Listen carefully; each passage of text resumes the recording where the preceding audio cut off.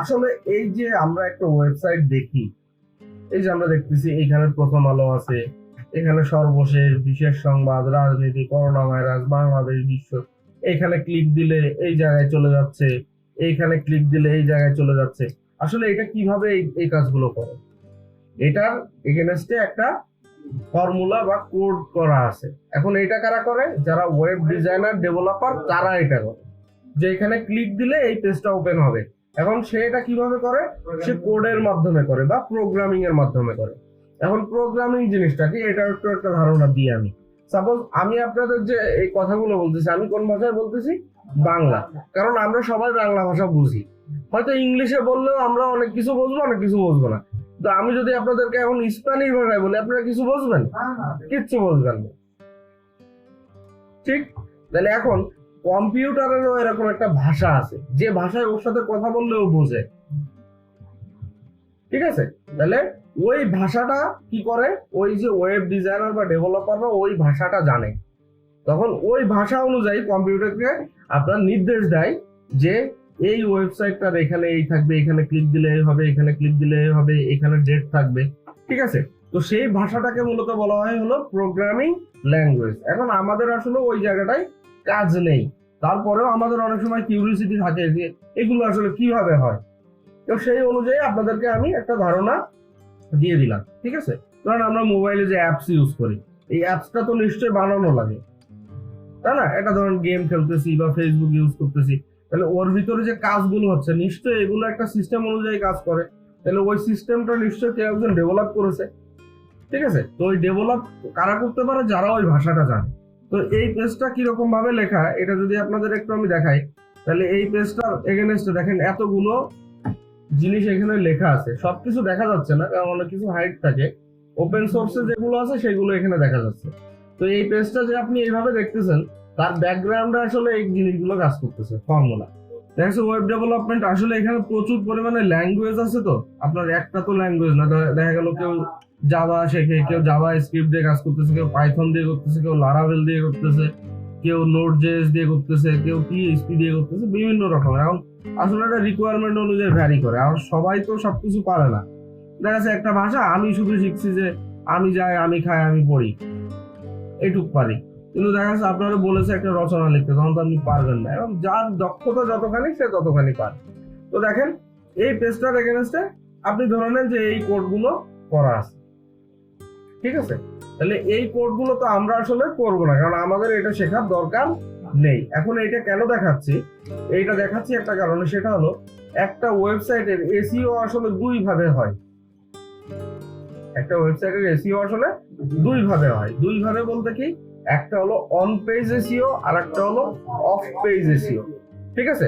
তো on page এসইওটা মূলত কারা করে? ওই ডিজাইনার বা ডেভেলপাররা করে। ঠিক আছে? অন পেজ এসইওটা কারা করে? ওই যে ওয়েব ডিজাইনার বা ডেভেলপার, তারা করে। এখন অন পেজ এসইও কেন করতে হয়? তাহলে দেখেন, আমরা প্রথমে একটা জিনিসকে জাজমেন্ট করি কিভাবে। সাপোজ এখানে যদি আমি একটা মনে করেন ময়লা অপরিষ্কার জামা কাপড় পরে আসতাম, তাহলে কিন্তু আপনাদের দেখেই একটা ইয়ে লাগতো যে ভাই কি এটা, কি অপরিষ্কার অপরিচ্ছন্ন থাকে গেল। এখন দেখেন এই যে ওয়েবসাইটটা, এটা নির্দিষ্ট একটা প্যাটার্নে সাজানো আছে। এখন ধরেন এই লোগোটা দেওয়া আছে মনে করেন যে এই জায়গায়, এই সর্বশেষ দেওয়া আছে এইখানে, আবার এই বিশেষ সংবাদ দেওয়া আছে মনে করেন এইখানে। মানে কোনো কিছু সুন্দর মতো সাজানো না। তাহলে কি হতো? প্রথম ইম্প্যাক্টে আপনি দেখেই কিন্তু বলবেন ধর কি ওয়েবসাইট বানাইছে, এটা কোনো কাজই নেই, এটা মানে সিস্টেম নাই কোনো, এটা সুন্দর করে সাজানো না, কিছু না, তাই তো বলতেন। আবার দেখা যাচ্ছে আপনি এই ওয়েবসাইটে অ্যাড্রেসটায় গেছেন, গেলে আপনার মনে করেন ওয়েবসাইট ঘুরতেই আছে। যে একটা ওয়েবসাইটে আমি গেলাম, গেলে ঘুরতেছে অনেক সময় হয় কি, ইন্টারনেট কানেকশনের প্রবলেমের কারণে, যে ইন্টারনেট স্লো, আমার নেটই স্লো, দেখা যাচ্ছে 2G পাচ্ছে, তো ডেটা ইউজ করি, তাহলে দেখা গেল 2G পাচ্ছে, লোড হচ্ছে না, এটা মেনে নিলাম। কিন্তু আমার ধরেন 4G ডেটা, 4G তো মূলত অনেক ফাস্ট, তাই না? আমরা যে কোনো কাজই করতে পারি 4G দিয়ে। ভিডিও স্ট্রিমিং বলেন, ভিডিও কলিং বলেন, কোন ওয়েবসাইটে যাওয়া বলেন, এটা সেকেন্ডেই কাজ করে 4G তে। কারণ আপনি 4G ডেটা নিয়ে আপনি যখন প্রথম আলোতে গেছেন, আপনার এটা লোড হয়ে 2-3 মিনিট সময় লাগতেছে, তখন আপনার কি মনে হবে? মেজাজটা গরম হয়ে যাবে। এখন মনে করেন গুগল আসছে এই ওয়েবসাইটের ভিতরে ভিজিট করতে, গুগল তো রেগুলার ঢোকে এখানে, যে কি হচ্ছে এখানে রেগুলার আসে এটা সময় নিয়ে। সো গুগল ধরেন আসছে, গুগল এসে দেখলো এই ওয়েবসাইট লোড নিতে 5 মিনিট সময় লাগে, গুগল তখন কি করবে? ওরে র্যাঙ্ক করবে? ঠিক আছে। তো এই যে টেকনিক্যাল ইস্যুস গুলো আছে, এই টেকনিক্যাল ইস্যু গুলো কে দেখবে? ওই যে ওয়েব ডিজাইনার বা ডেভেলপার তারা দেখবে। বুঝতে পেরেছেন? ওই যে ওয়েব ডিজাইনার বা ডেভেলপার তারা এটা হিসাব করবে যে ওয়েবসাইটটা স্মুথলি রান করবে কিভাবে, যদি মনে করেন এখানে 50,000 মানুষ একসাথে ঢোকে সেটা রান করবে কিনা। তারপরে আর একটা আছে সিকিউরিটি ইস্যুস, যে আপনার ওয়েবসাইটে কোনো ডেটা কেউ চুরি করে নিচ্ছে কিনা। সাপোজ বাংলাদেশ ব্যাংকের রিজার্ভ চুরি হয়ে গেল না, হয়েছে না? এটা কেন হয়েছে? বাংলাদেশ ব্যাংকের ওয়েবসাইটে নিরাপত্তা ত্রুটি ছিল, নিরাপত্তা ত্রুটি ছিল। নিরাপত্তা ত্রুটিটা কোথায়? ওই কোডের ভিতরে। ওই কোড যখন হ্যাক করতে পেরেছে তখন সিকিউরিটি ভেঙে ওর ভিতরে ঢুকে যাইতে পেরেছে। মনে করেন আমার এই ফোনে লক করা আছে, আমার তো ফিঙ্গার লক দেওয়া, এই যে ফিঙ্গার না দিলে খোলে না। এখন মনে করেন আমি এই ফোনটা আপনি নিয়ে গেলেন, এবার নিয়ে আপনি এর মনে করেন যে কম্পিউটারে ঢুকাই দিয়ে এর কোড ফোড বের করে বা এর কি অপারেটিং সিস্টেমে চলতেছে এটা দেখে আপনি আমার ফিঙ্গারটা ডিলিট করে দিলেন, তখন আপনি পারেন। ডিলিট করে দিলে তাহলে ফোন তো আনলক হয়ে গেল, এবার ফোনের যা ডেটা আছে সব তো আপনি অ্যাক্সেস করতে পারবেন। বুঝতে পেরেছেন? তাহলে ওয়েবসাইটেও এরকম একটা সিকিউরিটি সিস্টেম লাগে। তো এই সব কিছু ডেভেলপ করবে কে? ওই যে ডিজাইনার বা ডেভেলপার, ওই ব্যক্তি। এখন এইটাকেই মূলত বলা হয় হলো অন পেজ এসইও বা টেকনিক্যাল এসইও। ঠিক আছে। তারপর আরো একটা জিনিস আছে, ধরেন এইখানে এই লেখাটা বড় করে দেখাচ্ছে না, তো এটাকে কি বলা হয় জানেন? এটাকে বলা হয় হলো টাইটেল। এই পেজের টাইটেল এটা না। সাপোজ ধরেন একটা বই আপনি পড়তেছেন, সাধারণ বিজ্ঞান। সাধারণ বিজ্ঞান বইয়ের ভিতরে একটা অধ্যায় আছে চলতড়িৎ, তাহলে ওই অধ্যায়ের উপরে বড় করে লেখা থাকে না চলতড়িৎ, যেটা দেখে আপনি বোঝেন যে এর ভিতরে সব চলতড়িৎ নিয়ে কথাবার্তা আছে। তাহলে এখানে লেখা আছে কি? রাষ্ট্রপক্ষ দুদকের বক্তব্য সুইস রাষ্ট্রদূতের কথার সঙ্গে সাংঘর্ষিক। তাহলে আপনি বুঝলেন যে কোনো একটা ঝামেলা নিয়ে রাষ্ট্রপক্ষ আর দুদকের বক্তব্যের সাথে একটা মানে একটা বিরোধিতা হয়েছে। তো আপনি নিউজটা পড়তে গেলে কি করতেছেন? ক্লিক দিচ্ছেন, দিয়ে আপনি এর ভিতরে যে পড়তেছেন। তাহলে এইটাকে বলা হচ্ছে মূলত টাইটেল। আর এই যে অংশটুকু লেখা আছে, এই যে জায়গাগুলো লেখা আছে, এইগুলোকে বলা হয় হলো প্যারাগ্রাফ। কি বলা হয়? প্যারাগ্রাফ। এখন আপনি যদি টাইটেলকে প্যারাগ্রাফ আকারে ডিক্লেয়ার করেন তাহলে কি হবে?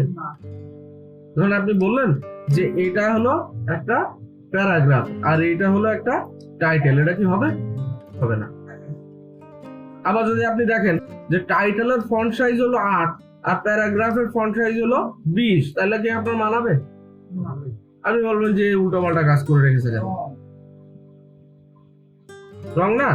এখন ধরেন আপনার গুগল আসলো আর এই ওয়েবসাইট ভিজিট করতে, এখন গুগল দেখলো যে টাইটেলকে ডিক্লেয়ার করতে হয় হলো H1 দিয়ে।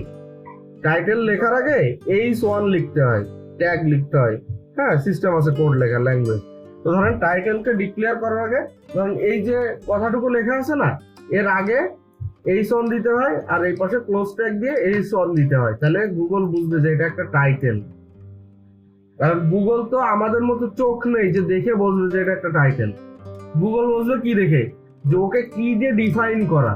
ধরেন গুগল, আমরা কি করি যে আমি দেখতেছি একটা মানুষ এই পড়া আছে, ওই পড়া আছে, এই করতেছে করতেছে, আমি কিন্তু দেখে বুঝতে পারতেছি যে এই মানুষটা এরকম। কারণ আমার একটা কি বলা যায় মন আছে, একটা বিবেক আছে, আমি সেটা দিয়ে একটা মানুষকে জাজ করতে পারি। কিন্তু গুগল কি পারে? গুগল তো রোবট। গুগলেরও আছে। গুগল কি দেখবে? ও যে ভাষাটা বোঝে, ও এসে দেখবে যে ওরে যা বুঝানো হয়েছে আসলে সে কিনা। ধরেন আপনার গুগলরে বোঝানো হইলো যে হলো মিরাজ, গুগলরে আপনার ছবি চিনানো হইলো, গুগলরে আমরা বললাম যে এটা কে, বললো যে মিরাজ। এর মনে করেন আপনার পুরো মেকআপ টেকআপ করে আলাদা করে মনে করেন চুল টুল লাগাই নিয়ে চলে আসলাম, গুগল কিন্তু দেখে বুঝতে পারবে না যেটা মিরাজ কিনা। কিন্তু আমরা কিন্তু মানুষ বুঝতে পারবো যেটা মিরাজই। কারণ গুগল মিলাবে কার সাথে? ওই ছবির সাথে। তো মিলেছে কিনা দেখবেন, মিলিনে না মিরাজ, ঠিক কিনা? তাহলে গুগল বুঝবে কি যে এইটা আসলে টাইটেল কিনা সেটা গুগল বুঝতে পারবে এর ট্যাগ দেখে। যেরকম আমি যদি দেখাই,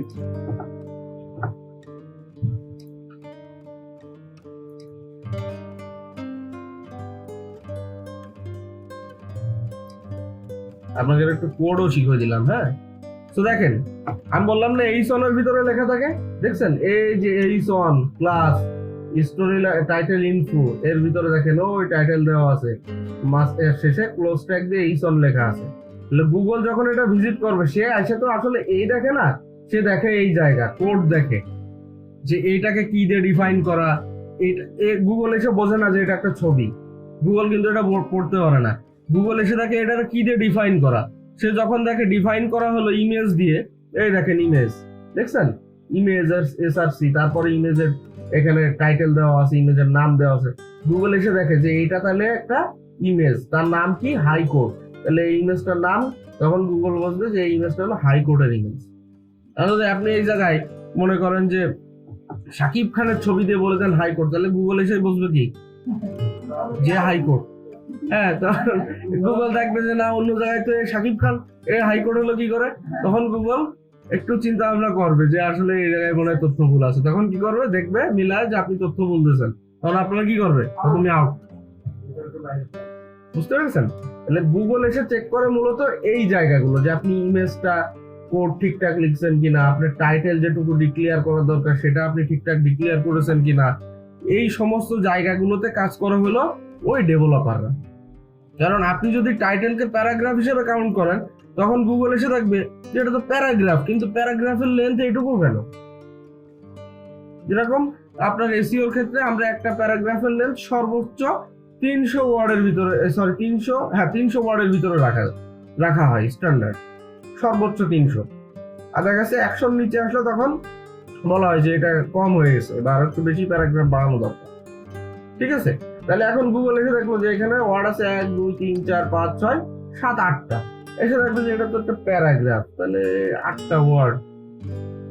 ও তখন মাথায় কাজ করবে না, ও তখন দেখবে তাহলে নিশ্চয়ই এর স্ট্রাকচারে ভুল আছে, কোডিং এ ভুল আছে।